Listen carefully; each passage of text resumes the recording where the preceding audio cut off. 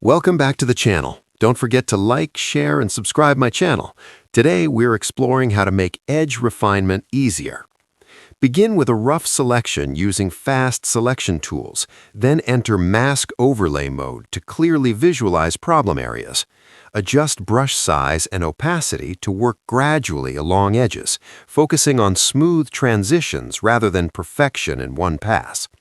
Zoom in for complex areas like hair, fabric, or textured objects, and switch overlay colors to improve visibility when needed.